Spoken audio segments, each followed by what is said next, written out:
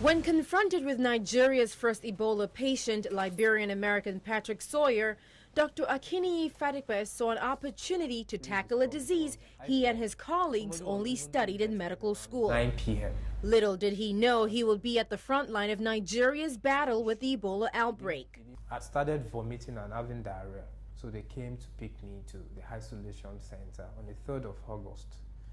And from there, my colleagues, other people started joining me right there because almost everybody had contact with Patrick Sawyer.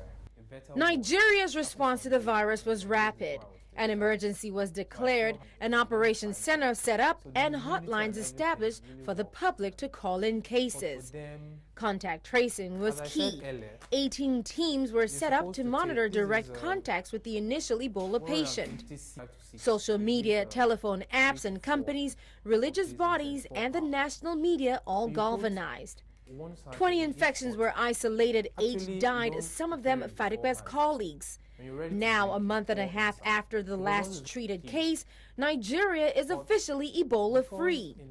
Fatikpe says simple treatments help survivors like himself recover.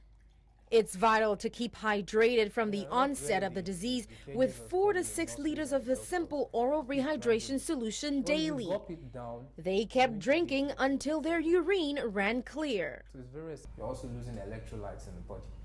So it's very important that you take the ORS to replace what you are getting out of your body. Because if you don't replace, the whole system is going to be in disarray and there will be multi-organ failure and death eventually.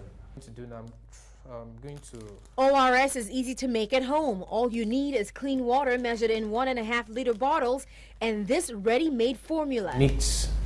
Patients can make it themselves with little or no contact with others or even the need for intravenous fluids.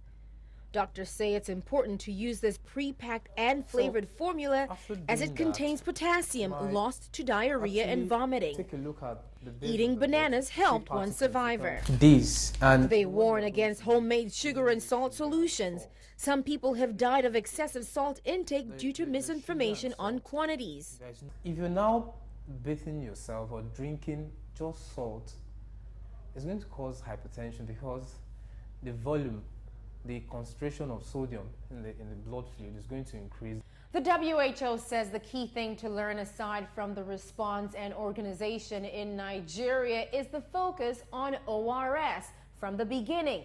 They say this is not happening in Sierra Leone and Liberia, where patients present late, almost 3 to 5 days after symptoms begin, some of them taking painkillers and malaria medicines, which only thin the blood and aid the hemorrhage. By then, dehydration from vomiting and diarrhea has also taken a toll. This is ORS. The message, rehydration through ORS saves lives, and this is why Nigeria has one of the highest survival rates in the world for Ebola at 60%. ORS, the WHO says, could be the game changer if done early and rolled out in the worst hit countries. But of concern, the cost. One packet is about $1. A patient needs 4 to get through the day, and many can't afford this. Adaure, Achumba, Lagos.